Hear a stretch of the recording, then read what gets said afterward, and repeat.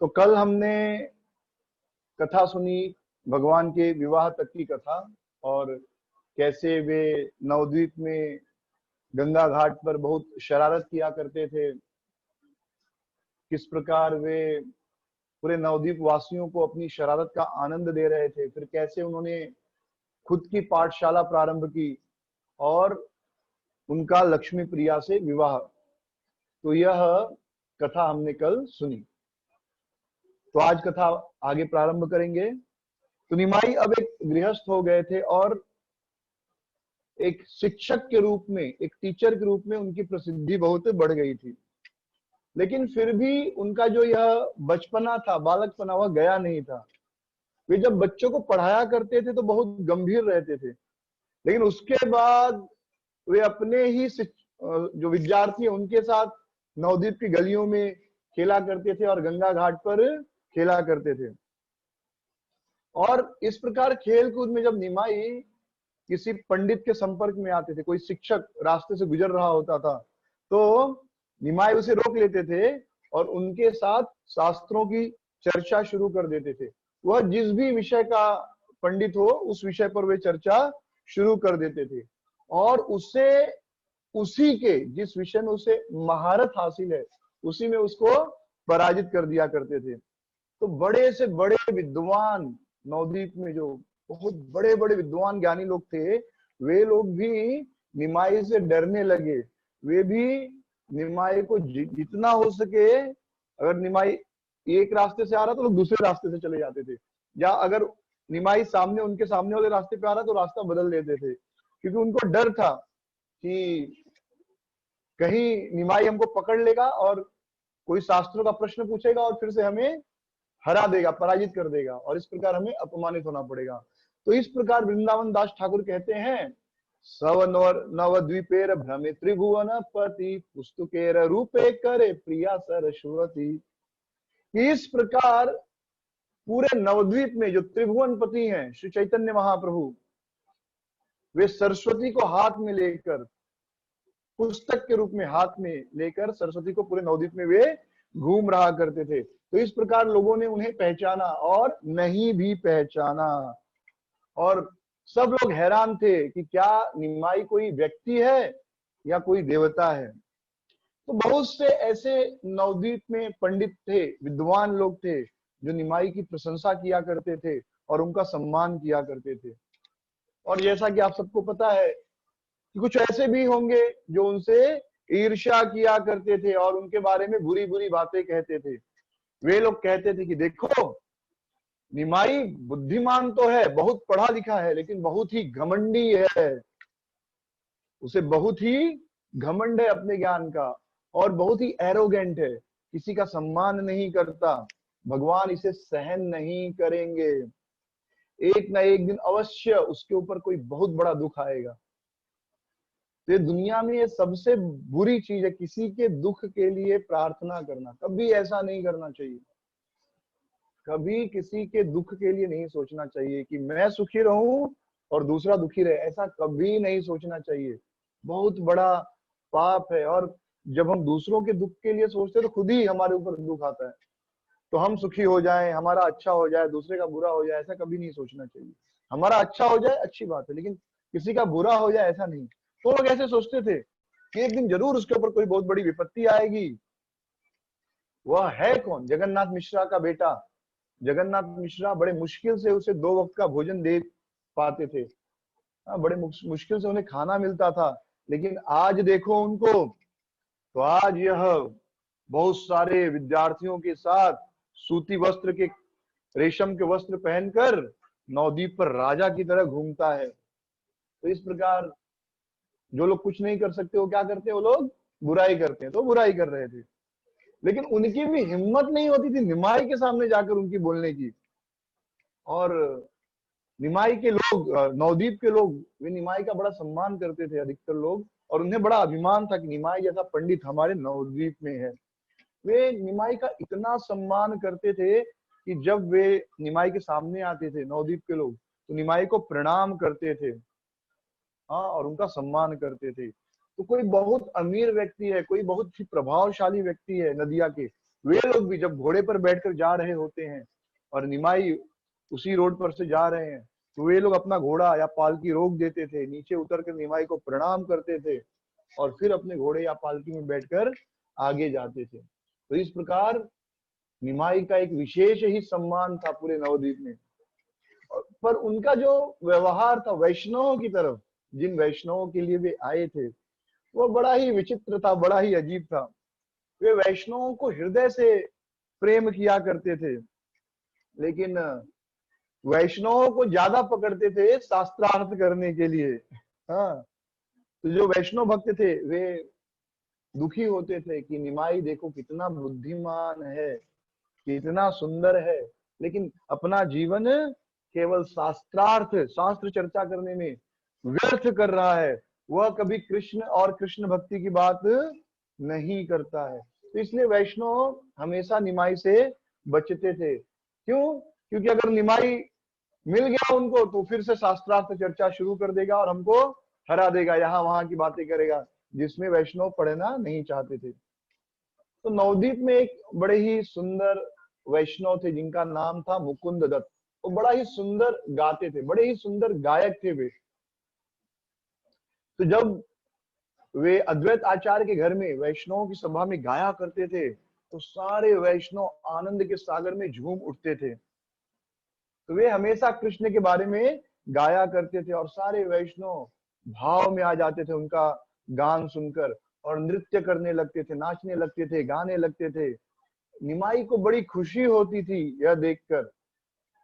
लेकिन फिर भी, क्योंकि अभी अभी तक भगवान वैष्णव नहीं बने, अभी तक वो विद्या विलास में, विद्या विलास यानी अभी भी भगवान क्या कर रहे हैं, अभी भी भगवान जो है वे विद्या रस का आनंद ले रहे हैं, शास्त्रार्थ चर्चा का, शास्त्र को पढ़ना, गलत को सही, सही को गलत, शास्त्रों के आधार पर तर्क, लॉजिक, ये सब, इसे कहते हैं विद्या विलास, विद्या का आनंद ले रहे हैं। तो इसलिए वे वैष्णवों को पकड़ते थे और उनके साथ शास्त्रार्थ करते थे। तो एक दिन जब निमाई पंडित कहीं जा रहे थे अपने विद्यार्थियों के साथ और मित्रों के साथ, तो उन्होंने देखा कि मुकुंद दत्त गंगा नहाने के लिए जा रहे हैं। तो वे भी उसी रास्ते पर जा रहे, ऐसे आमने सामने दोनों आ रहे थे। तो ये रास्ता गंगा की ओर जाता था। तो मुकुंद दत्त इस रास्ते से आ रहे थे, जैसे ही उन्होंने देखा कि निमाई पंडित आ रहा, मुड़ के दूसरी तरफ चले गए। तो निमाई पंडित ने अपने विद्यार्थियों से पूछा कि वो जो मुकुंद दत्त है उसने अपना रास्ता क्यों बदल दिया। तो उनका जो मित्र था एक गोविंद, गोविंद ने कहा कि शायद वो गंगा नहीं जा रहे होंगे, कहीं और जा रहे होंगे। निमाई ने कहा नहीं नहीं, मैं जानता हूं, उसने मुझे देखकर रास्ता बदल दिया। ये वैष्णव मुझे पसंद नहीं करते, क्योंकि मैं वैष्णव नहीं हूँ। मैं सिर्फ शास्त्र पढ़ता हूँ और शास्त्रों पर चर्चा करता हूँ। लेकिन ये जो वैष्णव लोग हैं, ये शास्त्र पढ़ते हैं और शास्त्र को अपने जीवन में उतारते हैं। महाप्रभु बहुत बड़ी बात कर रहे हैं। एक होता है शास्त्र पढ़ना, हमें पूरी भगवत गीता पता है, पूरा भागवतम पता है, लेकिन आचरण रत्ती भर का भी नहीं। यानी कोई भी शिक्षा जो भगवत गीता हमें भागवतम में दी गई है उसका बिल्कुल पालन नहीं करते। हाँ, और एक वैष्णव क्या करते, लेकिन वैष्णव शास्त्र पढ़ते हैं और कोशिश करते उससे अपने जीवन में उतारने की। तो ये आवश्यक नहीं कि आप पूरा शास्त्र पढ़ लो, आवश्यक क्या है कि आपने जितना भी पढ़ा है उतना अपने जीवन में उतारने की कोशिश करें। जैसे 2-3 दिन पहले मैं मंदिर से घर आ रहा था और मन में ऐसे सोच रहा था कि ध्रुव महाराज जब दुखी हो गए और उनको बहुत क्रोध था अपनी माता के ऊपर, अपनी सौतेली माता के ऊपर और अपने पिता के ऊपर, तो उनकी माँ ने क्या कहा, कभी किसी का बुरा मत सोचो, कभी किसी का बुरा मत सोचो, ऐसा उनकी माता ने कहा, उनको यह शिक्षा दी। ये भागवतम में यह शिक्षा दी है, कभी भी किसी का बुरा मत सोचो। उस सौतेली माँ का भी बुरा मत सोचो जो आपके प्रति इतना क्रूर व्यवहार कर रही है। तो हम भले पूरा भागवतम नहीं पढ़े हो, बस केवल एक लाइन अगर हम भागवतम की पढ़े हैं, जो माता अपने बालक ध्रुव को, सुनीति अपने बालक ध्रुव को शिक्षा दे रही है कि कभी भी किसी का बुरा मत कल्पना मत करो, कभी किसी का बुरा मत सोचो, कभी किसी का बुरा करने की इच्छा मत रखो। अगर केवल एक लाइन ही अपने जीवन में उतार लें तो हमारा जीवन कितना आनंदमय हो जाएगा। क्योंकि जब हम किसी का बुरा सोचते हैं तब हृदय में अग्नि जलती है, तब हृदय में डाह ईर्ष्या जलती है और हमें बहुत दुख होता है। लेकिन जब हम किसी का बुरा ही नहीं सोचेंगे तो हमेशा सुखी रह सकते हैं। तो निमाई पंडित कहते हैं कि ये मैं तो शास्त्र पढ़ता हूँ और शास्त्र पर चर्चा करता हूँ, शास्त्रार्थ करता हूँ, लेकिन वैष्णव लोग क्या करते हैं, शास्त्र पढ़ते हैं और उन शास्त्रों को अपने जीवन में उतारते हैं। लेकिन तो इसलिए ये लोग मुझे अवॉइड करते हैं, मुझे इग्नोर करते हैं, मेरी उपेक्षा करते हैं। लेकिन मैं भी देखता हूं कब तक ये मेरी उपेक्षा करेंगे। एक दिन मैं भी एक वैष्णव बनूंगा, और ऐसा वैष्णव जिसके यहाँ पर स्वयं ब्रह्मा जी और शिव जी भी आएंगे और उसके घर पर आकर बैठेंगे। इतना श्रेष्ठ वैष्णव बनूंगा मैं। और तब मैं देखता हूँ ये कैसे मेरी उपेक्षा करते, तब यही लोग मेरे पास आएंगे और मेरा गुणगान करेंगे। तो महाप्रभु तो अपनी भविष्य की लीला बता रहे हैं, पर ऐसा नहीं सोचना चाहिए कभी कि मैं एक दिन भक्ति करके दिखा दूंगा दुनिया को कि देखो मैं कितना बड़ा वैष्णव हूँ। ठीक है, तो ऐसा नहीं सोचना चाहिए। महाप्रभु भगवान है, वे कुछ और ही कॉन्टेक्स्ट में कुछ और ही भाव में बोल रहे हैं, पर हम लोगों को ऐसा कभी नहीं बोलना चाहिए कि मैं मेरी भक्ति द्वारा दिखा दूंगा लोगों को कि देखो मैं कितना बड़ा वैष्णव, सबसे बड़ा वैष्णव, सबसे बड़ा भक्त हूँ। तो जब इस प्रकार महाप्रभु की इच्छा हुई तो योग माया ने उस पर काम करना शुरू कर दिया। योग माया ने ऐसी चीजें करनी शुरू कर दी जिससे महाप्रभु की यह जो भविष्यवाणी है कि एक दिन मैं वैष्णव बनूंगा और इतना श्रेष्ठ वैष्णव बनूंगा कि स्वयं ब्रह्मा और शिव भी उसके घर पर आएंगे, तो यह इच्छा पूरी करने की तैयारी योग माया जो है उन्होंने शुरू कर दिया। तो वैसे अच्छा भी है, मैं बहुत बड़ा वैष्णव बनूंगा ऐसा हम सोच रहे, इसका मतलब हम बहुत नम्र बनेंगे। जब आप नम्र बनोगे तो मैं बहुत बड़ा बनूंगा सोच ही नहीं सकते।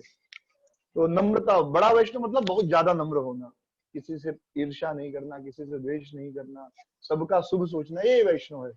तो बड़ा वैष्णव कौन है, जो सबके प्रति बहुत ही नम्र हो, जो सबका अच्छा सोचे, बहुत ही नम्र बने, वही सबसे बड़ा वैष्णव है। तो अपोजिट चीज है बड़ा, यानी लोगों को लगता है बड़ा मतलब अहंकार, लेकिन वैष्णव में बड़ा मतलब नम्र। जो जितना ज्यादा नम्र है उतना बड़ा वैष्णव है। और जो नम्र वैष्णव है वो कभी यह नहीं सोचेगा कि मैं बड़ा वैष्णव हूँ। तो योग माया के प्रभाव से एक दिन नवदीप में घूमते घूमते श्री ईश्वरपुरी आए, जो माधवेंद्रपुरी के शिष्य थे। वही माधवेंद्रपुरी जिन्होंने इस धरती पर जो प्रेम भक्ति को प्रकट किया।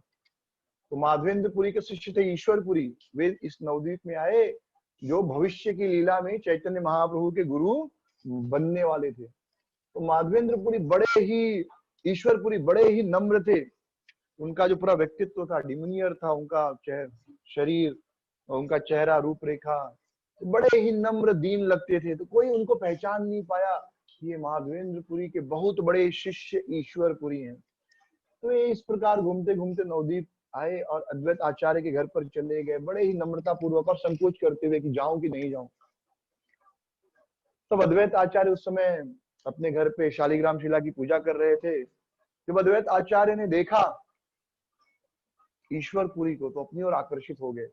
जैसे एक चुंबक दूसरी चुंबक को आकर्षित करता है ना, दो चुंबक आकर्षित होते एक दूसरे की ओर, या चुंबक और लोहा एक दूसरे की ओर आकर्षित होते, वैसे ही एक शुद्ध वैष्णव अपने आप एक दूसरे शुद्ध वैष्णव की ओर आकर्षित होता है। उनमें भी चुंबकीय शक्ति होती है। जैसे एक सिगरेट पीने वाला सिगरेट पीने वाले की ओर आकर्षित हो जाता है, दारू पीने वाला दारू पीने की ओर वाले की ओर आकर्षित हो जाता है, वैसे एक वैष्णव विष्णु भक्त भी दूसरे विष्णु भक्त की ओर आकर्षित हो जाता है। तो अद्वैत आचार्य ने जब ईश्वरपुरी का सुंदर स्वरूप देखा, उनके शरीर से तेज निकल रहा, पहचान गए तो कोई महान वैष्णव है। तो अद्वैत आचार्य ने कहा, ये आप तो कोई महान वैष्णव सन्यासी लगते हैं, आप बताइए मैं कौन हूँ। ईश्वरपुरी ने कहा कि नहीं नहीं, मैं कोई महान नहीं हूँ, मैं तो यहाँ केवल आपका दर्शन लेने आया हूँ। तो मुकुंद दत्त उस समय वहां पर थे। उन्होंने दो महान वैष्णवों की इस मुलाकात को देखा और वे बहुत प्रसन्न हुए, उनके हृदय में बहुत खुशी प्रकट हुई और वे कृष्ण का एक गीत गाने लगे।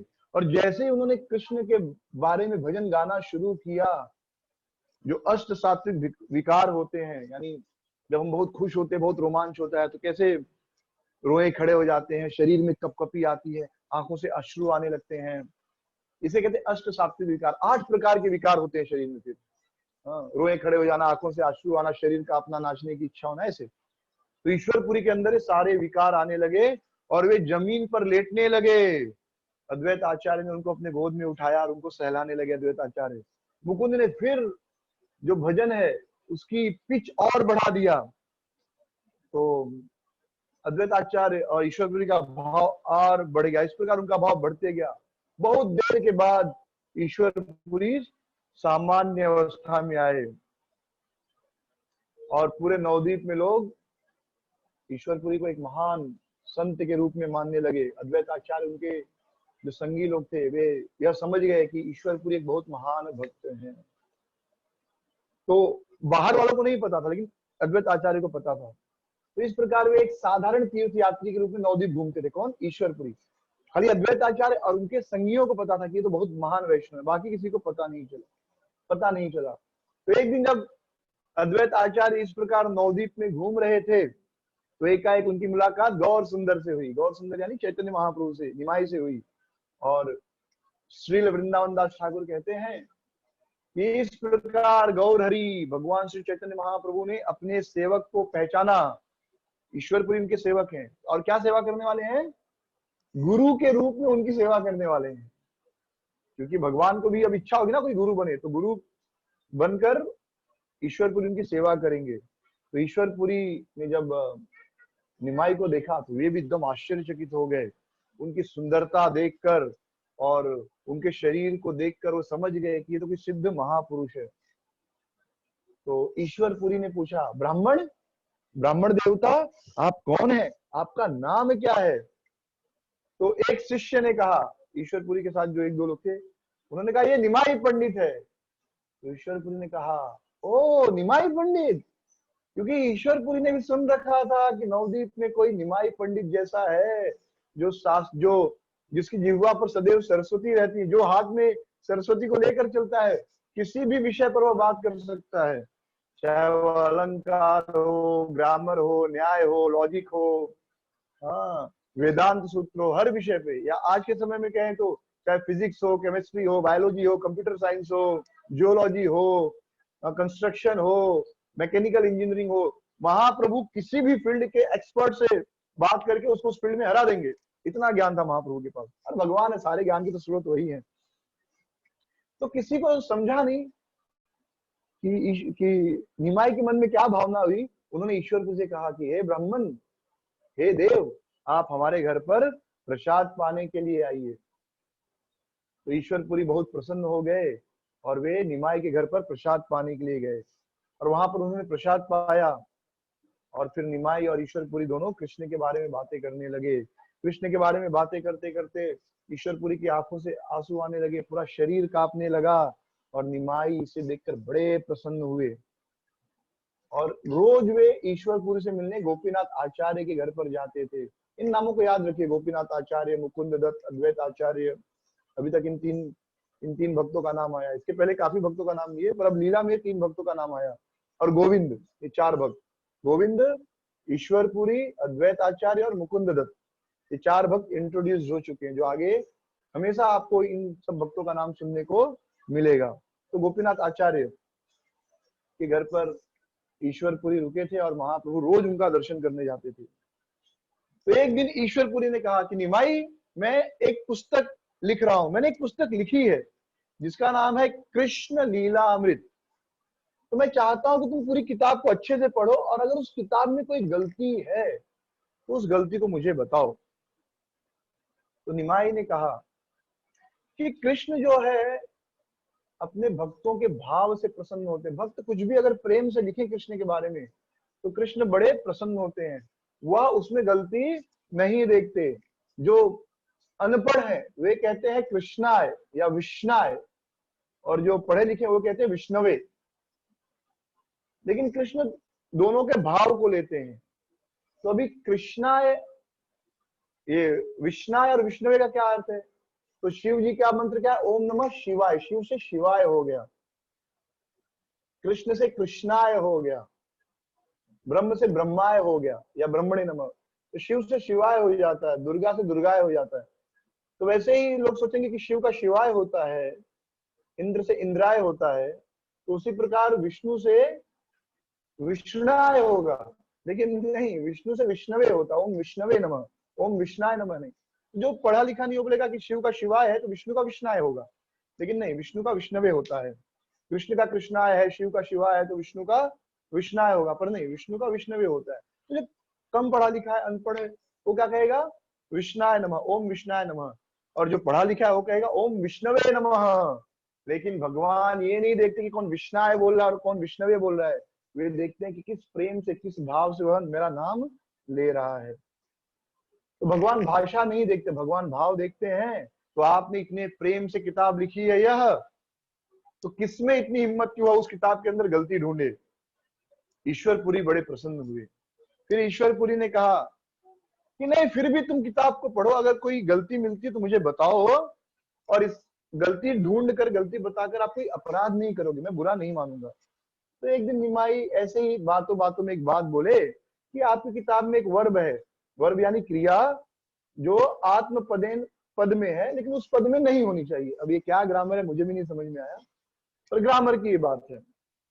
और फिर उन्होंने, फिर इस पर चर्चा शुरू हो गई, और महाप्रभु जी जो तर्क दिए, तो ईश्वरपुरी को लगा बराबर मैंने गलत लिखा, ये सही बोल रहे हैं, तो उनको कुछ समझ में नहीं आया। लेकिन अगले दिन ईश्वरपुरी जब घर गए, तो अगले दिन उन्होंने फिर से सोचा, और सारे लॉजिक आर्ग्यूमेंट को मिल गए कि जो मैंने लिखा वो सही है। और उन्होंने फिर चैतन्य महाप्रभु निमाई को बताया कि देखो जो कुछ मैंने लिखा है वह सही है, और सब कुछ अच्छे से बताया उनको। तो महाप्रभु ने ज्यादा वार्तालाप नहीं की, उनको अपने सेवक से हार कर प्रसन्नता मिली। उनको जीत कर, अपने जो सेवक है, भगवान अपने सेवकों से हार कर ज्यादा खुश होते हैं। जो भगवान को अपना शत्रु मानते हैं उन पर तो भगवान विजय पाते हैं, जैसे कंस को भगवान मार देते हैं, रावण को मार देते हैं, शिशुपाल को मार देते हैं, जरासंध को मार देते हैं। लेकिन अपने सेवकों से भगवान को हार कर खुशी मिलती है, जीत कर नहीं। जैसे आप देखते हैं कि अगर आपका बेटा या बेटी है, तो कभी कभी बेटा बेटी के साथ हम ऐसे पंजा लड़ाते हैं, तो उसमें क्या होता है, पिताजी जनरली हार जाते हैं। क्यों? क्योंकि पिताजी को आनंद आता है अपने बच्चे से हारने में, वो जानबूझकर बच्चे को जिता देते हैं, क्योंकि पिताजी बच्चे से प्रेम करते हैं। उसी प्रकार भगवान अपने भक्तों से प्रेम करते हैं, और अपने भक्तों से हारने में भगवान को एक आनंद आता है। तो इस प्रकार जब तक ईश्वरपुरी नवद्वीप में रहे, और निमाई रोज उनका दर्शन करते थे, उनके साथ लीला चर्चा किया करते थे। और यही ईश्वरपुरी आगे जाकर निमाई के गुरु बनेंगे, दीक्षा गुरु, उनको दीक्षा देंगे। फिर ईश्वरपुरी दूसरी जगह चले गए, क्योंकि वे एक स्थान पर जाना देर तक नहीं रुकते थे। तो एक दिन निमाई जब नवद्वीप में घूम रहे थे, तो रोज अपने सभी शिष्यों के साथ और अपने मित्रों के साथ नवद्वीप में यहाँ से वहां घूमा करते थे, शास्त्रों पर चर्चा किया करते थे, गंगा नदी के किनारे जाकर चर्चा किया करते थे शास्त्रों पर। और किसी को भी पकड़ लेते थे, कोई बहुत बड़ा टीचर है, पंडित, जो अपने आप को किसी शास्त्र का बड़ा पंडित मानता है, उसे पकड़ लेते थे और कहते थे बैठो, और आप किस विषय के पंडित हो? और वो कहता था मैं तो ग्रामर या लॉजिक इसका पंडित हूँ। तो महाप्रभु कहते थे चलो मुझे एक प्रश्न बताओ, और चर्चा करते थे और उसको हरा देते थे। जब इस प्रकार वो घूम रहे थे, तो उनको मुकुंद दत्त मिले। मुकुंद दत्त थोड़ी देर पहले हमने नाम सुना, बहुत अच्छे गायक थे, वैष्णव थे। तो निमाई ने मुकुंद दत्त का हाथ पकड़ लिया और कहा मुकुंद, उस दिन तुम तो मुझसे भाग गए, लेकिन आज मैं तुम्हें नहीं छोड़ूंगा। आज मैं जानना चाहता हूँ कि कितने बड़े पंडित हो तुम। बहुत से पंडित नवद्वीप में अपने आप को पंडित कह के घूम रहे हैं, उनको आता जाता कुछ नहीं, लेकिन वे अपने आप को पंडित कह के नवद्वीप में घूम रहे हैं, और उनको कोई ज्ञान नहीं। तो मुकुंद दत्त को बड़ा एम्बेरसमेंट हुआ, बड़ा बुरा लगा उनको। और वे जानते थे कि आज निमाई से भागना मुश्किल है, क्योंकि हाथ पकड़ लिया, अब भागना मुश्किल है। हाँ, ऐसे आप सामने सामने से आ रहे, रास्ता बदल दिए तो अलग बात है, लेकिन अभी सामने बात हो गई, अब आप भागोगे तो हो जाएगा सिद्ध कि भाई आपको कुछ नहीं आता, आप डर के भाग गए। दूर से आप रास्ता बदल दो तो बोल सकते नहीं मुझे तो काम था, मैं तो वहां जा ही नहीं रहा था, यहाँ जा रहा था। तो बोले कि आज तो निमाई से शास्त्रार्थ करना ही पड़ेगा। फिर उन्होंने सोचा कि निमाई व्याकरण का पंडित है। किसका? व्याकरण, ग्रामर का। तो उन्होंने निमाई से कहा निमाई मैं तुमसे शास्त्रार्थ करने के लिए तैयार हूँ, युद्ध करने के लिए तैयार हूँ, लेकिन मुझे ग्रामर पे चर्चा नहीं करनी। ग्रामर तो बच्चों की चीज है। मैं तुमसे अलंकार, पोएटिक्स, जो पोएट्री होती है ना, अलंकार, उस पर चर्चा करना चाहूंगा, अगर तुम्हारी इच्छा हो तो। निमाई ने कहा कोई बात नहीं, बहुत अच्छी बात है, चलो। तो मुकुंद दत्त ने अलंकार के कठिन से कठिन प्रश्न पूछे, सबसे कठिन जो प्रश्न हो सकते हैं वो पूछे, और निमाई ने बड़े ही आसानी से उन सभी प्रश्नों का उत्तर दे दिया, और इतना सुंदर तरीके से उत्तर दिया कि मुकुंद दत्त उस चीज को गलत सिद्ध नहीं कर पाए। बाद में निमाई उनके ऊपर हंसने लगा और बड़े ही मतलब चढ़ाने के भाव से बोले, पंडित जाओ, अभी घर जाओ, फिर से किताब पढ़ो, और कल फिर आना, जब थोड़ा ज्ञान मिल जाएगा फिर कल चर्चा करेंगे। मुकुंद दत्त बेचारे कुछ नहीं बोल पाए। उन्होंने निमाई के पैर छुए, उनके चरण की धूली अपने सर पर लगाई बड़े सम्मान के साथ, और घर चले गए। और सोचने लगे, निमाई है कौन? ऐसा कोई विषय नहीं जिसके बारे में निमाई को नहीं पता हो। आप कुछ लोगों को मिलेंगे जिनको आता जाता कुछ नहीं है, लेकिन आप कोई भी बात करो, वो लोग जरूर उस पर बात करना शुरू कर देंगे। चाहे फिजिक्स हो, केमिस्ट्री हो, कुछ ना कुछ वो भी बोलना शुरू कर देंगे, भले उनको कुछ नहीं आता हो। लेकिन निमाई पंडित ऐसे नहीं थे, उनको हर शास्त्र का सब कुछ आता था। तो ऐसा कोई सब्जेक्ट नहीं था जो जिसके बारे में निमाई पंडित को नहीं पता हो। तो मुकुंद दत्त सोचने लगे, ये निमाई पंडित मनुष्य है, एक मनुष्य को इतना ज्ञान हो ही नहीं सकता। और एकदम सत्य बात है। मुझे हो सकता है किसी एक चीज के बारे में थोड़ा ज्ञान हो, पर सब चीज के बारे में पूरा ज्ञान नहीं हो सकता। किसी भी व्यक्ति को हर वस्तु के बारे में ज्ञान नहीं हो सकता। लेकिन फिर वह दुखी भी हो गए कि देखो, यह निमाई इतना ज्ञानी है लेकिन ये कृष्ण भक्ति नहीं कर रहा है। और भगवान से प्रार्थना की कि काश ये कृष्ण भक्त बन जाता। यदि यह कृष्ण भक्त बनेगा तो इससे दूर भागने की अपेक्षा मैं कभी इसका साथ नहीं छोड़ूंगा, हमेशा इसके साथ रहूंगा। और सारे वैष्णव हमेशा कृष्ण से प्रार्थना किया करते थे, यह निमाई अगर कृष्ण भक्त बन जाएगा तो फिर पूरे विश्व में, ब्रह्मांड में कृष्ण भक्ति फैला सकता है, क्योंकि इसके तर्क के सामने तो कोई टिक ही नहीं सकता। तो इस प्रकार सभी वैष्णव प्रार्थना किया करते थे। तो निमाई जो है ऐसे हर शाम को या दोपहर को गंगा किनारे जाया करते थे और अपने शिष्यों के साथ बैठ जाते थे। सारे शिष्य उनको घेर के बैठ जाते थे, निमाई बीच में बैठ जाते थे। और सारे जो वैष्णव है और बाकी के लोग भी निमाई के पास नहीं, थोड़ा दूर, लेकिन इतना दूर कि निमाई जो बोल रहा है सुन सके।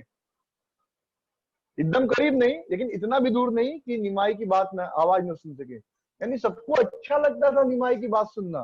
तो वे सब निमाई की उस मधुर वाणी को सुनना चाहते थे।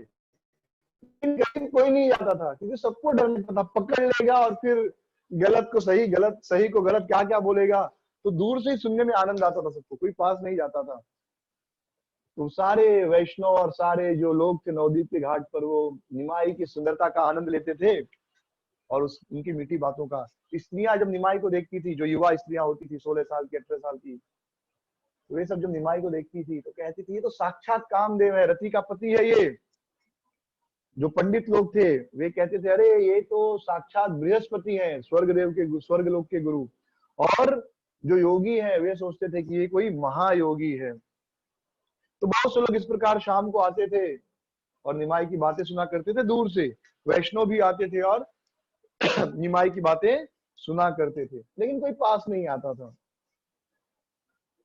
तो वैष्णव सोचते थे कि देखो निमाई कितना सुंदर है, कितना ज्ञानी है, लेकिन क्या फायदा इस सुंदरता का, इस ज्ञान का क्या फायदा? अगर कोई भक्ति नहीं कर रहा है तो किसी भी प्रकार की सुंदरता, किसी भी प्रकार का ज्ञान का क्या फायदा? और एकदम सत्य बात है। अगर कोई व्यक्ति बहुत सुंदर है लेकिन भक्ति नहीं कर रहा है, कृष्ण भक्ति नहीं कर रहा है, तो क्या लाभ? वो सुंदरता तो टिकेगी नहीं। एक दिन क्या होगा, यही गाल, इसमें क्या झुर्रियां आ जाएंगी, गाल जो है झुर्रियां आ जाएंगी गालों में, यही शरीर में कैंसर हो जाएगा, टीबी हो जाएगा, और व्यक्ति बूढ़ा होकर मर जाएगा एक दिन। ये जो कितना भी आपके पास ज्ञान हो, मरने के बाद उस ज्ञान का कोई उपयोग नहीं रहेगा। तो फायदा क्या है ज्ञान का और सुंदरता का, अगर व्यक्ति कृष्ण भक्ति नहीं कर रहा है? तो सब कृष्ण से प्रार्थना करते थे, हे कृष्ण, ये जो जगन्नाथ मिश्र का पुत्र है निमाई, इसे हमें दे दीजिए। हमें दे दीजिए मतलब इसे भी वैष्णव बना दीजिए, ताकि हम सब इसके साथ रहकर हमेशा आपकी पूजा कर सके और इसकी कंपनी, इसके साथ रहने का हमको लाभ मिले। और एक दिन एक वैष्णव ने तो सीधे सीधे कह दिया, कह रहे निमाई पंडित, लोग शास्त्र पढ़ते हैं ताकि उनको कृष्ण भक्ति मिले, बिना कृष्ण भक्ति के शास्त्र पढ़ने का क्या लाभ है? निमाई हंसने लगे। निमाई ने कहा कि मेरा बहुत भाग्य होगा जब मैं आपके द्वारा कृष्ण भक्ति सीखूंगा। मैं अभी थोड़े दिन और अपने विद्यार्थियों के साथ थोड़ा विद्या रस का आनंद लेना चाहता हूँ, और उसके बाद फिर मैं आप वैष्णव से भक्ति सीखूंगा। ऐसा सुनते ना हम लोग कुछ लोगों से कि भाई आप नॉनवेज खाना छोड़ दो, भक्ति करो। तो कहता है हाँ नॉनवेज छोड़ना है, भक्ति करना है, थोड़ा दिन और, 1-2 साल थोड़ा और नॉनवेज खा लेने दो उसके बाद फिर भक्ति के बारे में सीखेंगे। कुछ लोग को हम कुछ लोग कहते हैं थोड़ा दिन और टीवी देख लेने दो, सिनेमा देख लेने दो, जब मन भर जाएगा तो सब छोड़ के भक्ति करेंगे। तो ऐसे कुछ लोग होते हैं। कुछ लोग कहते हैं मेरे बेटा बेटी की शादी होगी तो नॉनवेज खाना छोड़ देंगे। कुछ लोग ऐसे अलग अलग है। कुछ लोग कहते हैं जब मेरा उम्र 45 साल या 50 साल हो जाएगा या 60 साल हो जाएगा उसके बाद नॉनवेज खाना छोड़ देंगे। तो एक कंडीशन रखते हैं सब लोग। तो इस प्रकार सभी वैष्णव निरंतर इच्छा किया करते थे कि कब उनको निमाई एक वैष्णव के रूप में प्राप्त होगा। निमाई के अंदर और एक विशेष गुण था जो उस समय प्रकाश में आया, क्या कि वह बड़े ही आसानी से, जो ब्राह्मण नहीं थे और जो लोग प्रोफेशनल थे, प्रोफेशनल यानी दूध बेचने वाले, सब्जी बेचने वाले या फूल बेचने वाले, गंध बेचने वाले, उनसे बड़ी अच्छी दोस्ती कर लिए करते थे वो। और दोस्ती कर लेते थे और उनके साथ हंसी मजाक करते थे और उनसे मुफ्त में ही सब सामान लेते थे, पैसा नहीं देते थे। और सभी लोगों को अच्छा लगता था निमाई को कुछ न कुछ देना। और निमाई कहते थे कितना हुआ, तो कहते थे दे देना, जब आपका इच्छा होगा जितना देना होगा दे देना। तो सबको निमाई के साथ बात करना, निमाई के साथ मोल भाव करना और अंत में अपनी वस्तु मुफ्त में निमाई को दे देना अच्छा लगता था। तो वे किसी जुलाहे के पास जाते थे। जुलाहा यानी वीवर, वीवर जो कपड़ा सिलता है, और उससे कहते थे मुझे सबसे अच्छा कपड़ा दिखाओ। तो जुलाहा उनको कपड़ा देता था बड़े ही प्रेम से, और निमाई उस कपड़े को देखते थे, फिर पूछते थे इसकी कीमत क्या है। तो जुलाहा कहता था कि अरे ठाकुर, ये मेरा परम भाग्य है कि आप मेरे पास आए, मुझसे कपड़ा लिए, और कीमत आपको जो अच्छा लगे दे दो। पर फिर निमाई पंडित कहते थे, ठाकुर कहते थे कि मेरे पास कोई पैसा नहीं है, अभी तो कुछ पैसा नहीं है, आज पैसा नहीं है। जुलाहा कहते थे ठीक है कल दे देना, बाद में दे देना। और आपको पता है कल कभी नहीं आता तो इस प्रकार इनडेफिनेट क्रेडिट यानी अनंत काल तक के लिए, यानी वो पैसा कभी चुकाने वाले नहीं निमाई पंडित। लेकिन जुलाहे को, निमाई पंडित को अपना कपड़ा मुफ्त में देकर ही बड़ा आनंद आता था, उसको इतनी खुशी मिलती थी, उनका धंधा अच्छा होता था। गौर लीला में, कृष्ण लीला में वर्णन आता है कि गोपियां, जो वृद्ध गोपियां थी, वे माखन इस तरह रखती थी कि कृष्ण आकर उनके घर पर माखन चुराए और खाए। क्योंकि उनका अनुभव था कि जब कृष्ण उनके घर पर आते हैं, माखन चुराते हैं और खाते हैं, तो गाय और अच्छा दूध देती हैं, और अच्छा माखन बनता है, और अच्छे से माखन बिकता है, दूध और अच्छे से बिकता है, अच्छा दूध मिलता है गायों से। तो सारी गोपियों की इच्छा होती थी कि कृष्ण उनके घर पर आए, चोरी करें और माखन खाएं। तो इसी प्रकार सारे जो व्यापारी थे वो भी बड़े खुश थे, मुफ्त में दे देते थे। वो कभी किसी दूध वालों के, जहां पर दूध वाले रहते उन दूध वालों के पास जाते थे, दूध वाले देखते उनको सारे खुश हो जाते थे, और दूध वाले उनको अंकल कहते थे, मामा या चाचा, ताऊ, और वे उनको दूध दही घी सब दिया करते थे। और इस प्रकार उनके साथ आनंद करने के बाद निमाई जो है गंध बणिक, जो लोग सेंट बेचते उनके पास जाते थे और कहते थे बणिक मुझे ऐसा खुशबू दिखाओ, गंध दिखाओ जिससे अच्छा गंध हो। तो जो गंध बणिक है वो कोई गंध निकाल कर दे देता था, ये देखिए ये बहुत अच्छा है, और बड़े प्रेम से वो भगवान के शरीर में गंध लगाता था। सोचिए कितना बड़ा भाग्य है कि उनको भगवान की सेवा करने का मौका मिल रहा है, भगवान के शरीर को छूने को मिल रहा है। भगवान का शरीर कोई हड्डी मांस से बना हुआ शरीर नहीं है, हाँ, जिसमें खुजली होते होते खून आ जाए, सड़ जाए, पानी में थोड़ा दिन रहे, बदबू आने लगे, नहीं, तो दिव्य आत्मा है, सत्यचित आनंद शरीर है, उस शरीर को छूने को उन्हें मिलता था। फिर निमाई कहते थे अच्छा कीमत क्या होगी, देना नहीं है लेकिन पूछते थे अच्छा कितना देना है। तो गंध बड़ी कहता था अरे पैसे का क्या बात है, दे देना, आपको जो भी देना होगा। मैं पहले आपके शरीर पर ये गंध लगाता हूँ, अगर कल आप स्नान करोगे, स्नान करने के बाद भी अगर इसकी खुशबू आपके शरीर पर रहेगी, तब आपको जो अच्छा लगेगा वो धन दे देना। तो भगवान हंसते हुए चले जाते थे। इसी प्रकार वे गार्डनर के पास या जो लोग सुपारी बेचते उनके पास जाते थे, और वे लोग खुद कभी कभी बुलाते थे, निमाई पंडित आइए आइए, और फिर जो उनको चाहिए उनको मुफ्त में दे दिया करते थे। और भगवान उनको आशीर्वाद भी देते थे, हृदय से आशीर्वाद देते थे। तो उनका सबसे प्रिय, तो ऐसे वो अलग अलग व्यापारियों के से फ्री में लेते थे सामान, लेकिन उनका सबसे प्रिय जिससे उनका झगड़ा होता था, मोल भाव होता था, भाव तोल, वे थे श्रीधर। तो श्रीधर कौन थे? श्रीधर बहुत महान भक्त थे भगवान की, बहुत गरीब और बहुत महान। वे निरंतर हरि नाम जप करते थे। जब वे नौकरी, मतलब जब वो व्यापार कर रहे होते थे, वे क्या बेचते थे? वे केले का पत्ता, केला, थोड़, यानी जो केले का तना होता है वो सब बेचा करते थे। यानी केले का कोई भी सामान हो, पत्ता हो गया केले का फल, केले का फूल, वो सब बेचा करते थे। और बेचते वक्त भी नाम जप किया करते थे। बहुत ही गरीब थे। जो कुछ केला बेचने में कमाई होती थी, आधी कमाई वे गंगा माँ की सेवा में लगा देते थे, गंगा माँ की पूजा में, और बाकी आधी कमाई से अपना पेट पालते थे।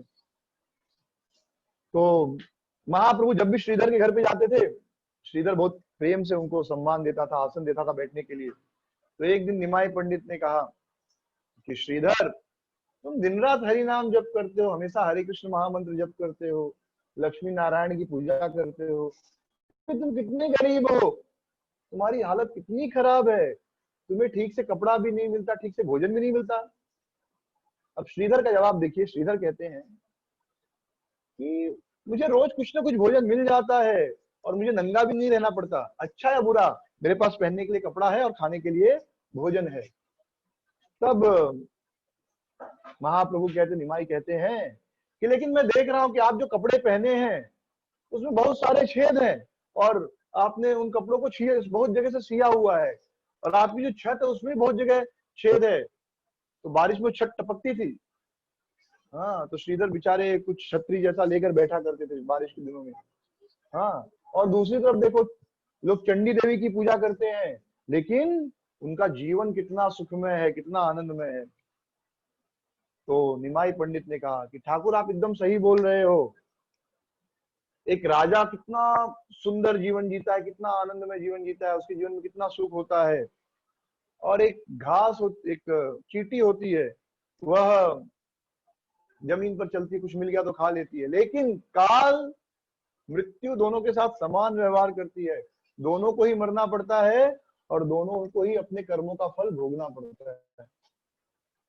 तो समदर्शी केवल मृत्यु है, अमीर हो गरीब हो, हाँ, ब्राह्मण क्षत्रिय शूद्र वैश्य हो, मुसलमान हो हिंदू हो क्रिश्चियन हो, छोटा हो बड़ा हो, हाँ, शेड्यूल्ड कास्ट हो नॉन शेड्यूल्ड कास्ट हो, रिजर्वेशन, मृत्यु किसी के साथ भेदभाव नहीं करती, सबके साथ मृत्यु क्या है? बराबर है। तो निमाई थोड़ा गंभीर हो गए।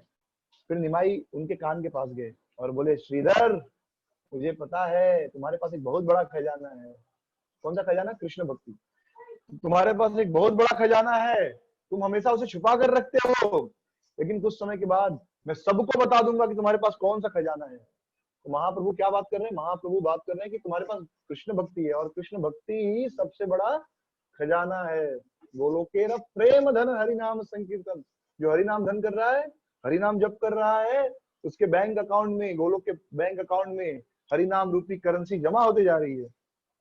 तो तुम लोगों को बेवकूफ नहीं बना पाओगे, और बाहर से गरीब दिखते हो, पर मुझे पता है तुम गरीब नहीं हो, तुम्हारे पास बहुत धन है। तो श्रीधर को बड़ा बुरा लगा। उन्होंने कहा, अरे पंडित, ऐसा क्यों कहते हो? मेरे पास क्या धन है?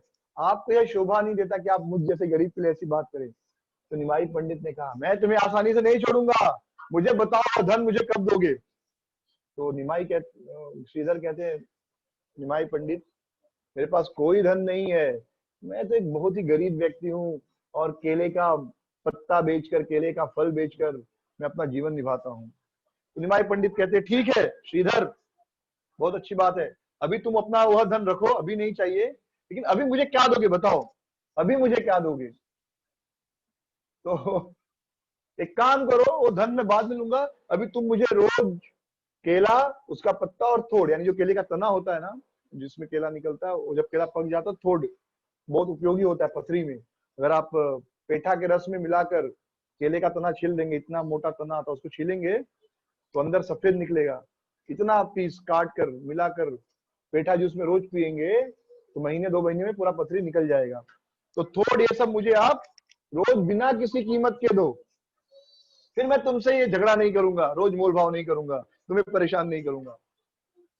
तो श्रीधर ऐसे ही गरीब थे, ठीक है एक दिन मुफ्त में दे देंगे चलेगा, रोज रोज कहां से मुफ्त में दे। तो श्रीधर कहते हैं रोज रोज मुफ्त में देना तो बड़ा मुश्किल है, लेकिन ये पंडित है, ये ब्राह्मण जो है ये बड़ा शरारती है, किसी दिन मुझे पीट देगा अगर मैं इसे नहीं दूंगा। उन्होंने कहा ठीक है, देना ही ठीक है, नहीं तो रोज कौन दिमाग की माथापच्ची करेगा, कौन रोज सर दर्द करेगा। तो उन्होंने कहा ठीक है निमाई पंडित, आपको जो चाहिए मैं रोज आपको दे दूंगा, और आपको कुछ कीमत देने की जरूरत भी नहीं है, लेकिन आप आज इसे आगे से मुझसे ऐसे बहस नहीं करोगे, मुझे परेशान नहीं करोगे। तो निमाई पंडित कहते ठीक है श्रीधर आज से मैं तुमसे बहस नहीं करूंगा, हाँ रोज मुझे सब मुफ्त में दे दिया कर। और एक भक्त कथा बता रहे थे, मतलब कि जब निमाई पंडित ऐसे 1-2 बार गए तो उन्होंने श्रीधर से पूछा, श्रीधर ये केला कितने का, ये थोड़ कितने का। श्रीधर ने कहा 5 पैसे का 1 दर्जन केला, उदाहरण के लिए। तो निमाई ने कहा अच्छा 5 पैसे का है, लेकिन 5 में नहीं, मुझे 2 पैसे में दो। तो श्रीधर कह रहे इतना सस्ता नहीं मिलेगा, तुम मेरी दुकान पर क्यों आते हो, जाओ जहां पर इतना सस्ता मिल रहा है वहां पर ले लो, हाँ जो इतना सस्ता दे रहा है तुमको। निमाई पंडित ने कहा नहीं नहीं नहीं, मैं बहुत अच्छा ग्राहक हूँ, जिस दुकानदार को पकड़ता उसको छोड़ता नहीं हूँ। I am not the customer which changes his shopkeeper every day मैं मेरे दुकानदार बदलता नहीं रोज रोज, मैं तो तुमसे ही लूंगा और सस्ते में लूंगा, और सस्ता छोड़ो अब तो फ्री में लूंगा। फिर निमाई ने पूछा अच्छा श्रीधर एक बात बताओ, मैं कौन हूं, हाँ और तुम्हें क्या लगता है, बताओ मैं कौन हूं। तो श्रीधर कहते आप ब्राह्मण हैं, विष्णु के अंश हैं। तो निमाई कहते नहीं नहीं नहीं, मैं ब्राह्मण नहीं हूँ, मैं एक ग्वाला हूँ। भगवान कौन है, ग्वाला है ना, मैं एक ग्वाला हूँ, यद्यपि तुमको ब्राह्मण दिखते हैं। और फिर निमाई पंडित हंसने लगे, और वृंदावन दास ठाकुर कहते हैं कि श्रीधर को बता रहे हैं कि मैं ग्वाला हूँ कृष्ण, लेकिन श्रीधर पहचान नहीं पाए। फिर उसके बाद श्रीधर को उन्होंने कहा अरे श्रीधर तुमको पता नहीं, मैं मेरे कारण गंगा का इतना कीमत है, जिस गंगा की तुम पूजा करते हो मेरे कारण ही वो गंगा माता पूजनीय है। तो श्रीधर ने कहा अरे पंडित पंडित, कान बंद कर लिए, आप ऐसे कैसे बोल रहे हो, आपको गंगा की महिमा पता नहीं, आप एक साधारण जीव, आप गंगा के बारे में ऐसी बात कर रहे हो, आपको गंगा से डर नहीं लगता, तुम्हारी उम्र बढ़ गई है, बहुत शास्त्र का ज्ञान है, लेकिन मुझे तो लगता है कि तुम आज वही बालक हो, छोटे से जो शरारती बालक हो जो पहले से थे। तो इस प्रकार महाप्रभु अपनी अपने बारे में बता रहे, लेकिन श्रीधर समझ नहीं पा रहे कि ये तो साक्षात कृष्ण है। तो एक दिन निमाई पंडित एक एस्ट्रोलॉजर के घर पे गए। उस एस्ट्रोलॉजर यानी जो भविष्य देखता हो, उस एस्ट्रोलॉजर का नाम था सर्वज्ञ। सर्वज्ञ मतलब जिसे सब कुछ पता हो, जो सब कुछ जानता हो। तो वे बाल गोपाल के भक्त थे, और बाल गोपाल की सहायता से वो पता कर लेते थे कि कौन अपने पिछले जीवन में, अगले जीवन में क्या था, क्या होगा उसके पास। तो निमाई पंडित उनके पास गए, और निमाई पंडित ने उनसे कहा कि आप तो सर्वज्ञ हो, आपको सब कुछ पता है, तो आप मुझे बता सकते हो कि मैं पिछले जीवन में कौन था। तो सर्वज्ञ ने क्या किया, जप करना शुरू किया ध्यान से, और बाल गोपाल का ध्यान करना शुरू किया, बाल गोपाल का जप करने लगे, और मन में बाल गोपाल से पूछ रहे हैं कि हे मेरे बाल गोपाल बताओ कि यह बालक पिछले जन्म में कौन था। और एकाएक उनको क्या दिख रहा है, कंस का कारागार दिख रहा है, और माता देवकी दिख रही है, और सारे देवता गर्भ स्तुति कर रहे हैं। और फिर एक बालक प्रकट होता है चतुर्भुज विष्णु रूप में, और देवकी माता और वसुदेव उनकी पूजा कर रहे हैं, और बाद में वही बालक चतुर्भुज से द्विभुज रूप में हो जाता है, और वसुदेव उनको सर पर लेकर यमुना नदी पार करके वृंदावन में छोड़कर आते हैं। फिर एकाएक वक्त बालक कृष्ण के रूप में त्रिभंग मुद्रा में हो जाता है और बांसुरी बजाता है। तो सर्वज्ञ हैरान हो जाते हैं, आंखें खोल देते हैं, बोलते ये क्या हो गया, ये उनको समझ में नहीं आता है, उनको थोड़े पता है कि यही कृष्ण है। और बाल गोपाल ने सही बताया कि भाई पिछले जन्म में कृष्ण ही थे, इसके पहले द्वापर में भगवान आए ना कृष्ण रूप में। फिर उनको लगा ये बालक जरूर कोई मंत्र तंत्र जानता है, जिसके प्रभाव के कारण मुझे पता नहीं चल पा रहा है कि ये कौन है। तो उन्होंने फिर से कहा आप रुको, और फिर से आंखें बंद की और ध्यान में बाल गोपाल से प्रार्थना की, हे बाल गोपाल बताओ यह बालक पिछले जन्मों में कौन था, यानी पिछले जन्म में नहीं, उसके पहले के जन्मों में कौन था। और इस प्रकार आंखें बंद की और तुरंत देखते हैं राम रूप दिखाई दे रहा है, वराह रूप, नरसिंह रूप, नर नारायण रूप। एकदम हैरान हो गया वो ब्राह्मण, और ज्यादा हैरान हो गया और दुविधा में पड़ गया।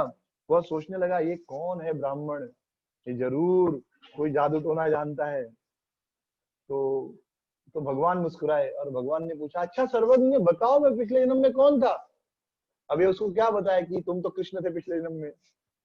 तो तो, तो उस ब्राह्मण ने कहा, सर्वज्ञ उस भविष्य ज्योतिष ने कहा कि मैं अभी पता नहीं कर पा रहा हूँ, तुम बाद में आना, मैं तब तक और थोड़ा जप करूंगा, बाल गोपाल से प्रार्थना करूंगा और वो मुझे बता देंगे कि तुम पिछले जन्म में कौन थे। तो भगवान मुस्कुराते हुए बोले ठीक है पता कर लेना, और चले गए। तो निमाई पंडित इस प्रकार बार बार अपने कृष्ण होने का प्रमाण देते थे, उनकी जो ऐश्वर्य शक्ति है वो बार बार प्रकट होती थी। तो निमाई पंडित, जो नदिया के निमाई पंडित है, वही कृष्ण, वही वृंदावन के कृष्ण है। तो जो उनका वृंदावन रूप है वो नदिया का जो रूप है उससे ढका हुआ है। वे बांसुरी बजाते हैं, वे गोपियों के साथ हमेशा रहते हैं, लेकिन नदिया में नवदीप में एक पंडित के रूप में है जो शास्त्रार्थ कर रहे हैं। कृष्ण कभी शास्त्रार्थ नहीं करते थे, लेकिन यहाँ पर वो शास्त्रार्थ कर रहे हैं। तो उनका जो वृंदावन रूप है पूर्ण रूप से नवदीप रूप से ढका हुआ था, नवदीप से, और किसी को पता नहीं चलता था। लेकिन असली रूप तो नवदीप स्वरूप ही है, वृंदावन स्वरूप है, जो स्वरूप है उनका। तो बार बार थोड़ा ज्यादा प्रकट हो जाता था, लेकिन फिर भी भगवान की जो योग माया उसको ढक देती थी, क्योंकि भगवान की इच्छा थी नवदीप लीला करने की, विद्या विलास लीला करने की, भक्त के रूप में लीला करने की। तो अगर यह सबको पता चल जाएगा कि यह कृष्ण है तो फिर भगवान वह लीला नहीं कर सकेंगे। तो इसलिए वो लीला थोड़ी देर के लिए प्रकट होती थी, जैसे सर्वज्ञ के लिए प्रकट हुई, लेकिन फिर योग माया ढक देती थी। लेकिन सची माता के केस में बार बार यह वृंदावन लीला प्रकट होती थी, और पहले भी जब वो बालक थे और आज भी। तो एक दिन निमाई वृंदावन भाव में थे और उन्हें चंद्रमा को देखा, और चंद्रमा की याद है, चंद्रमा जब देखा शरद पूर्णिमा, जब जिस दिन कृष्ण ने चंद्रमा देखा, जब आप श्रीमद् भागवतम पढ़ेंगे रासलीला के अध्याय, तो भगवान ने जब चंद्रमा देखा, वैसे कितना सुंदर रात्रि होता है जिस दिन पूरा चंद्रमा उगा हो, और विशेष रूप से शरद पूर्णिमा के दिन, ना गर्मी ना ठंडी और चंद्रमा उगा है, कितना सुंदर सुहाना मौसम होता है वह। तो तुरंत उन्हें गोपियों की याद आई और भगवान ने बांसुरी बजाई। तो उसी भाव में महाप्रभु आ गए और बांसुरी बजाने लगे। यहाँ निमाई की माँ सची माता, वे बांसुरी की आवाज सुन रही हैं। तो बांसुरी की आवाज तो इतनी सुंदर थी, वो बेहोश हो गई। फिर जब उनको होश आया तो बांसुरी की आवाज आ रही थी, तो ये बोलिए बांसुरी की आवाज कहाँ से आ रही है, ये तो वहां से आ रही है जहाँ पर निमाई बैठा है। तो वे गई निमाई के पास देखने की, भाई ये बांसुरी बजा रहा है क्या। जब वो निमाई के पास पहुंची, निमाई जिस कमरे में था, तो देखी बांसुरी की आवाज आना बंद हो गई है। लेकिन उन्हें बहुत हैरानी हुई कि निमाई के हृदय में यहाँ पर एक पूर्ण चंद्रमा चमक रहा था। तो इस प्रकार माता सची को बार बार वृंदावन लीला दिखाई देती थी निमाई की। तो कभी कभी रात को उनको अलग अलग प्रकार के यंत्रों की ध्वनि, मृदंग, करताल और बांसुरी, सितार, इन सब की ध्वनि सुनाई देती थी, जैसे कि रासलीला हो रही हो भगवान की। कभी कभी उनको ऐसा दिखाई देता था, निमाई के चारों ओर बहुत सी दिव्य स्त्रियां, यानी लक्ष्मी देवी है, बहुत सारी लक्ष्मी देवी हैं, जिनके हाथ में कमल का पुष्प है, और चारों ओर का वातावरण दिव्य सुगंध से भर गया है। तो इस प्रकार वे प्रकट होती थी और अप्रकट हो जाती थी, और सची बड़ी विचलित हो जाती थी कि क्या चल रहा है, ये उनको समझ में नहीं आता था। तो वृंदावन दास कहते थे कि इस प्रकार निमाई पंडित अपनी माता के साथ खेला करते थे। तो एक दिन निमाई पंडित बहुत सुंदर राजकुमार जैसा वेश धारण करके और सुपारी चबाते हुए नवदीप के गलियों में घूम रहे थे। तो पहले के लोग पान खाते थे, लेकिन पान में कत्था नहीं होता था, याद रखिए, पान में क्या होती थी, पान और थोड़ा चूना, पान हरा पत्ता है, हरा पत्ता शरीर के लिए सबसे अच्छा है। जो आदमी रोज कच्चा हरा पत्ता खाता है, चाहे तुलसी का पत्ता हो, रोज कम से कम 50-60 ग्राम तुलसी का पत्ता या धनिया का पत्ता कच्चा, या सलाद में मिलाकर, या पान का पत्ता या पुदीना का पत्ता, जो भी हरा पत्ता है वो खाएगा, उसकी कभी हार्ट ब्लॉकेज का प्रॉब्लम हो ही नहीं सकता, राइट। और थोड़ा सा पान पर चूना लगाकर खाएंगे तो कैल्शियम की कमी हो ही नहीं सकती। तो वहां निमाई ऐसे सुपारी चबाते हुए घूम रहे थे नवद्वीप के गलियों में अपने 6-7 शिष्यों के साथ। तो एकाएक उन्होंने श्रीवास पंडित को देखा। श्रीवास पंडित का नाम याद रखिए, ये भी कथा में बार बार नाम आएगा। तो अब ये 5वां कैरेक्टर आ गया। तो इसके पहले मुकुंद दत्त, ईश्वरपुरी, अद्वैत आचार्य, गोविंद, ये 4 जो महाप्रभु की लीला में रहेंगे। अभी 5वें आ गए श्रीवास आचार्य। इनके नाम बार बार आएंगे, हम लोग बार बार भूल जाते हैं, तो मैं भी याद रखने की कोशिश कर रहा हूँ क्योंकि बहुत सारे नाम हैं, हाँ, और भगवान की लीलाओं में तो हम भूल जाते हैं। लेकिन अब तक 5 जो महाप्रभु की लीला में संगी हैं उनके नाम प्रकट हो चुके हैं अब तक। अद्वैत आचार्य, फिर ईश्वरपुरी, मुकुंद दत्त, गोविंद जो भी भगवान के मित्र हैं और बाद में उनके सेवक बन जाएंगे, और श्रीवास पंडित।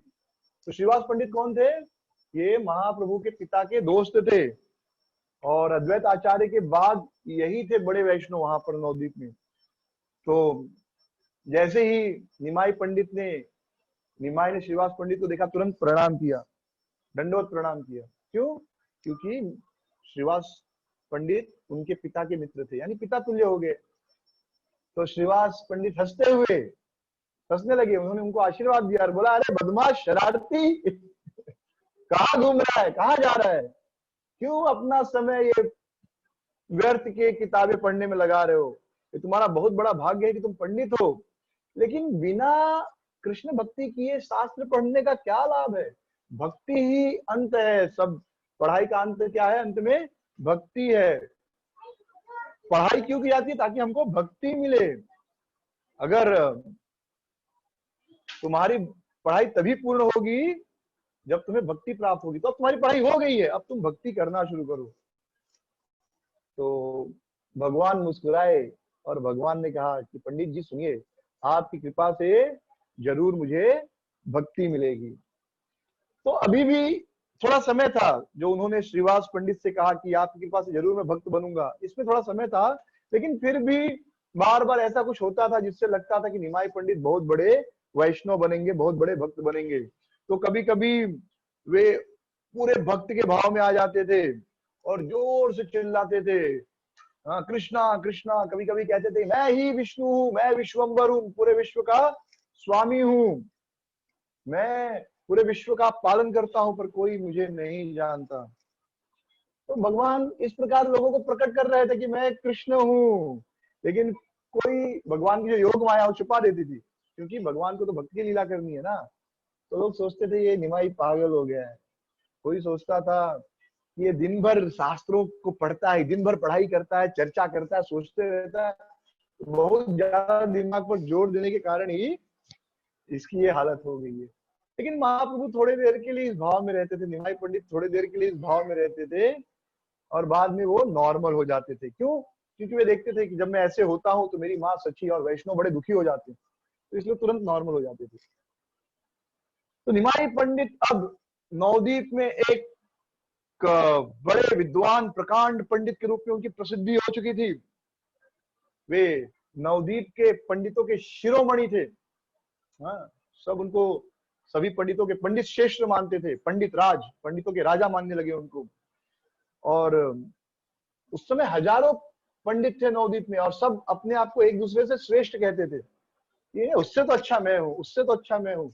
लेकिन कोई ये नहीं कहता था कि निमाई से श्रेष्ठ मैं हूँ, और ऐसा कोई पंडित नहीं था जिसको निमाई ने पराजित नहीं किया हो। उनकी उपस्थिति में सब डर जाते थे, सब वो जगह छोड़कर भाग जाते थे, सब उनको प्रणाम करते थे। और जैसे ही कोई उनको देखते थे, कोई भी पंडित, कितना ही बड़ा पंडित हो, उनको देखता था तुरंत सर झुका लेता था, नम्र बन जाता था, और जल्दी जल्दी वहां से निकल जाता था कि कहीं ये हमको चुनौती न दे दे शास्त्र पर चर्चा करने की।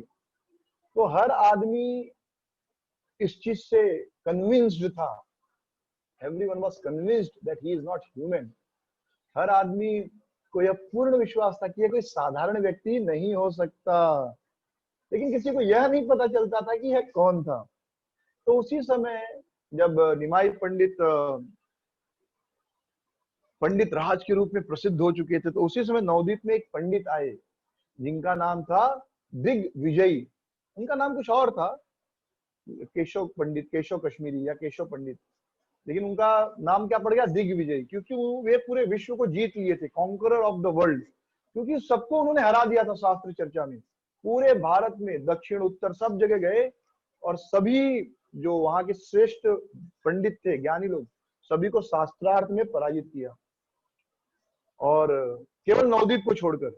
और उनको पता था कि नवदीप जो है वह भारत में विद्या का केंद्र है, बड़े बड़े पंडित यहाँ पर हैं, बड़े बड़े ज्ञानी लोग यहाँ पर हैं, तो जब तक मैं नवदीप के पंडितों को हराऊंगा नहीं, तब तक मेरा यह टाइटल पूरा नहीं होगा। तो वे इसी भाव से वे नवदीप आए थे। और उन्होंने सरस्वती देवी को प्रसन्न किया था। सरस्वती देवी ने उनको आशीर्वाद दिया था, और सरस्वती देवी स्वयं उनकी जिह्वा पर बैठकर शास्त्रार्थ करती थी। तो जब सरस्वती देवी बात कर रही तो कौन उनसे जीत सकता है। तो इस अहंकार में, मैं सबसे बड़ा पंडित हूं, अहंकार के ऊंचे सिंहासन पर बैठकर, एक हाथी पर बैठकर अपने शिष्यों के साथ बहुत ट्रम्पेट, यानी जो पिपीरी बजाते ना, ट्रम्पेट होता, ट्रम्पेट और नगाड़ा वगैरह बजते हुए नवदीप में प्रवेश किया। तो मुझे यह समझ में नहीं आता कि किस चीज का अहंकार है किसी को भी। अगर उन्होंने सरस्वती को प्रसन्न किया और सरस्वती बोल रही है, तो इनको किस चीज का अहंकार है। यानी व्यक्ति मूर्ख हो गया ना, ज्ञानी क्या हुआ। अगर कोई मेरे कान से पीछे, मैं किसी से वार्तालाप कर रहा हूँ और कोई मेरे कान के पीछे से बोल रहा है, पीछे से अब ये बोलो अब ये बोलो, और मैं बोल रहा हूँ, तो मुझे थोड़े अहंकार होना चाहिए। मुझे पता है कि मैं नहीं बोल रहा हूँ, पीछे वाला मुझे बता रहा है। और हम सब में से किसी को भी अहंकार नहीं होना चाहिए, ना अपनी सुंदरता का, क्योंकि वो सुंदरता भगवान ने दी है। आपने थोड़े अपना चेहरा डिजाइन किया, आंख नाक नक्शे, किस चीज का अहंकार है। और अहंकार करेंगे तो 2 मिनट भगवान सुंदरता ले लेंगे। कभी कुकिंग करते हो तेल छिड़क जाएगा, कुछ हो जाएगा, सारी सुंदरता समाप्त हो जाएगी, पोलियो हो जाएगा, चेचक हो जाएगा, सब समाप्त हो जाएगा। अहंकार नहीं करना चाहिए किसी भी चीज का, भगवान ने दिया है, भगवान का आभार प्रकट करना चाहिए। हिरण्यकश्यप को अहंकार हो गया, मैं भगवान हूँ, किस चीज का। ब्रह्मा जी के आशीर्वाद से आपको शक्ति मिली है, तो अहंकार किस चीज का। तो हमारे पास जो भी ज्ञान है, बुद्धि है, सब तो भगवान ने दी है, अहंकार किस चीज का। भाई अहंकार करो अगर कुछ है तो। अगर आपके पास सच में कुछ है तो अहंकार करो आपकी खुद की क्षमता से। भीख मांग कर अहंकार किस चीज का। Don't become proud of the borrowed plumes. Prabhupada ji Bhagavatam में ये बात लिखते हैं, don't become proud of the borrowed plumes. आपने कभी देखा है, कभी कभी ऐसा प्रभुपाद जी लिखते हैं एक जगह, कभी कभी कौवा को मोर पंख मिल जाता है, तो वो मोर पंख अपने पूंछ पर लगा लेता है, कैसे मुझे नहीं पता, पर और उसको लगता है अब मैं मोर बन गया, और वो नाचने लगता है। लेकिन क्या कौवा कभी खाली मोर पंख लगाने से मोर बन सकता है। तो वैसे ही हमारे पास सब कुछ उधार का है, ये शरीर भी उधार का है, जो 30 40 साल 50 साल 60 साल के लिए मिला, उसके बाद छोड़ना पड़ेगा। बुद्धि आंख नाक कान सब उधार का है, अहंकार किस चीज का। तो वास्तविक ज्ञानी वह है जो जानता है कि मेरा कुछ नहीं है, सब कुछ तो कृष्ण ने दिया, पत्नी कृष्ण ने दी, पति कृष्ण ने दिया, बच्चे कृष्ण दे रहे हैं, हमारा रोज का खाना भी कृष्ण दे रहे हैं, खाना भी कृष्ण ही पचा रहे हैं। ये जो भोजन भगवान कहते हैं ना भगवत गीता में, मैं ही अग्नि हूं जो भोजन को पचाता हूँ, तो ये भोजन भी कृष्ण ही पचा रहे हैं, हमारी आपकी ताकत नहीं भोजन पकाने की। तो किस चीज का अहंकार। लेकिन अज्ञानी लोग होते हैं, तो वैसे ही दिग्विजय पंडित थे, हम सब वो अज्ञानी अपने आप को बहुत श्रेष्ठ मान लेते हैं। तो दिग्विजय पंडित उस अहंकार में आए, हाथी के ऊपर बैठकर बैंड बाजा बजते हुए। तो जब दिग्विजय प्रवेश किए नवदीप में, तो पूरे नवदीप में सारे पंडित डर गए, किसी की हिम्मत नहीं उसकी सामना करने की, क्योंकि सबको पता था कि नवदीप की जिह्वा पर स्वयं सरस्वती देवी निवास करती हैं। और सब सोचने लगे कि यह तो बड़ी शर्म की बात है नवदीप के लिए। हाँ, नवदीप को माना जाता है कि भारत में सबसे बड़ा विद्या का केंद्र है, सबसे अच्छे स्कूल यहाँ पर है, सबसे अच्छे टीचर यहाँ पर हैं, और किसी ना किसी को तो उससे शास्त्रार्थ करना पड़ेगा। अब कौन नवदीप की जो सम्मान है, मान सम्मान की रक्षा करेगा। तो कुछ लोगों ने कहा शायद निमाई पंडित रक्षा कर सके, इतना ज्ञानी है। कुछ लोगों ने कहा अरे निमाई छोटा सा बच्चा है, वो क्या दिग्विजय के सामने टिकेगा। अरे इस दिग्विजयी के मुख पर तो स्वयं लक्ष्मी सरस्वती देवी वास करती हैं। और जो लोग निमाई को नहीं पसंद करते थे वो बड़े खुश थे, बोले अब मजा आएगा, अब आया ऊंट पहाड़ के नीचे। हाँ, अब जो निमाई इतना शान से घूमता था, हम सबको बार बार चैलेंज करता था, अब केशव कश्मीरी कश्मीरी पंडित जो आया है, केशव कश्मीरी दिग्विजयी, जब वो हरा देगा तब ये शर्म सर झुकाकर चलेगा, तब ये उस अहंकार से नहीं चलेगा, और जो इनका टाइटल है पंडित राज वो समाप्त हो जाएगा।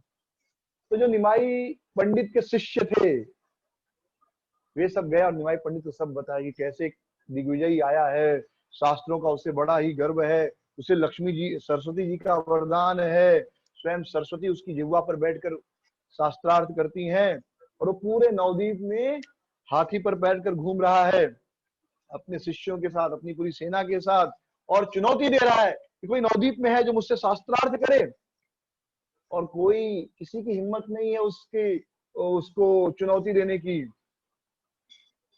तो वह कहता कि या तो मुझसे शास्त्रार्थ करो या लिख कर दे दो कि मैं हार गया। तो निमाई पंडित मुस्कुराए और बोले कि जो हमारे भगवान है ना, यानी कृष्ण, वो किसी का अहंकार सहते नहीं। हाँ, जब वो रावण का अहंकार चला गया, वेन राजा का अहंकार चला गया, मनुष्य का अहंकार चला गया, तो तुम देखोगे इसका भी अहंकार नष्ट हो जाएगा।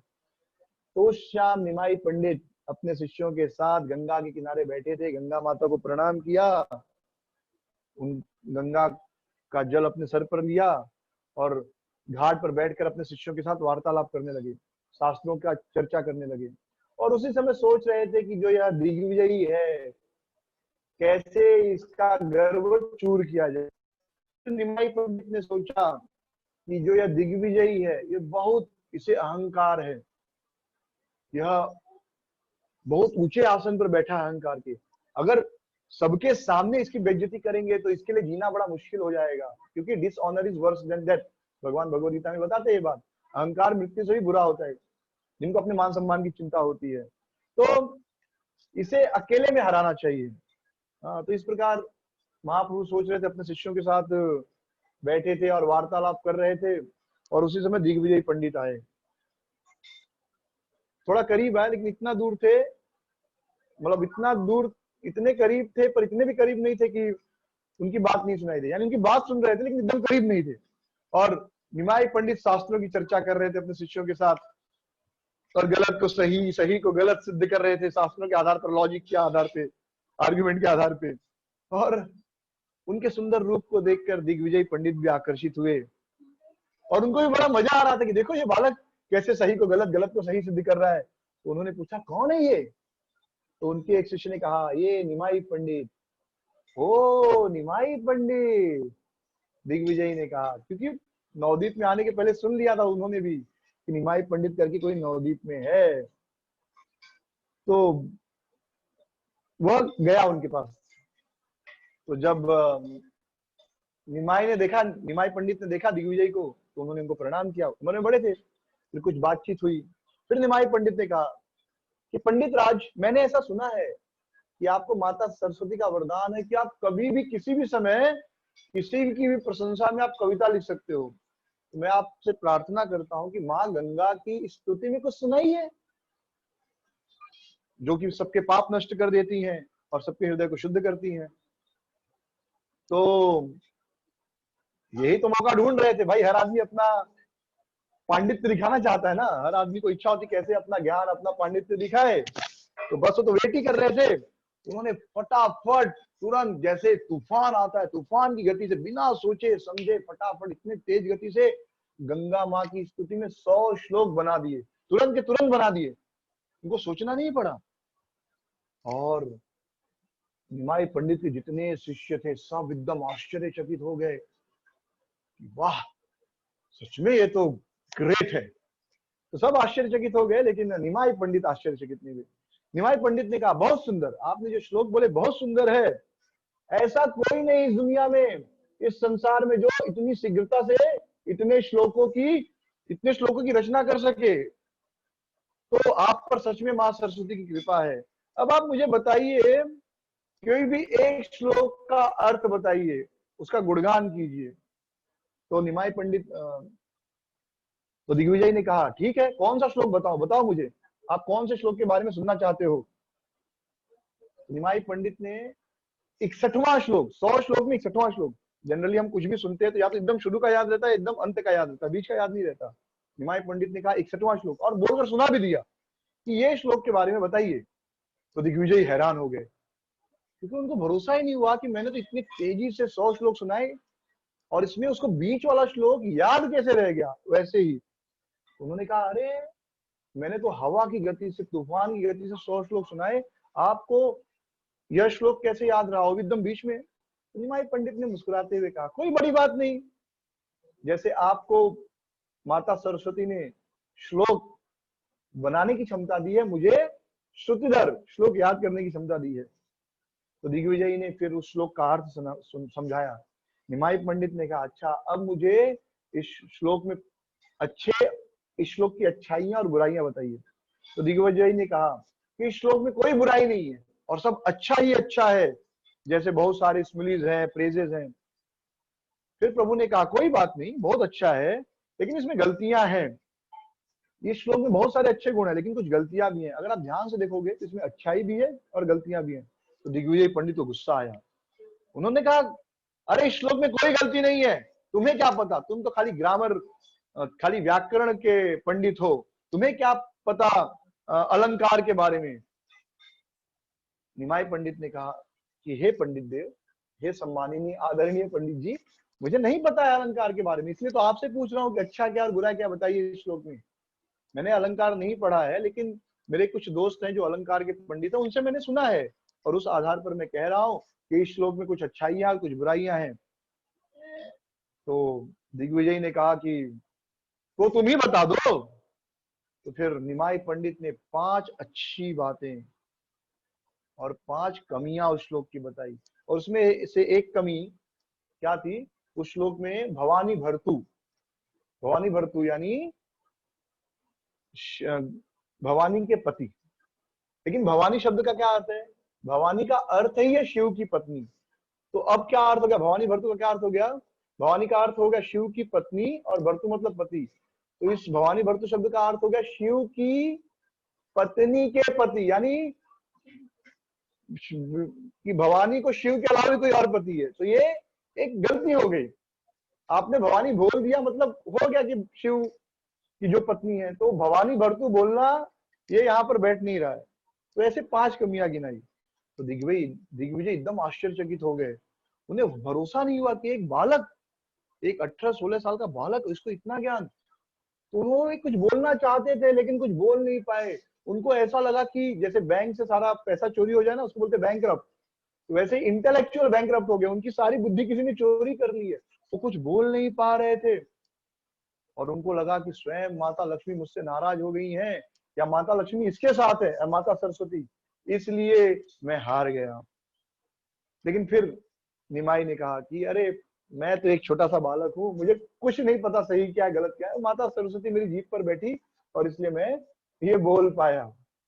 हाँ, और इस प्रकार उन्होंने कुछ सांत्वना दी और दिग्विजय पंडित को थोड़ा अच्छा लगा। तो इस प्रकार महाप्रभु ने दिग्विजय पंडित का जो है मान भंग किया। तो आज जो है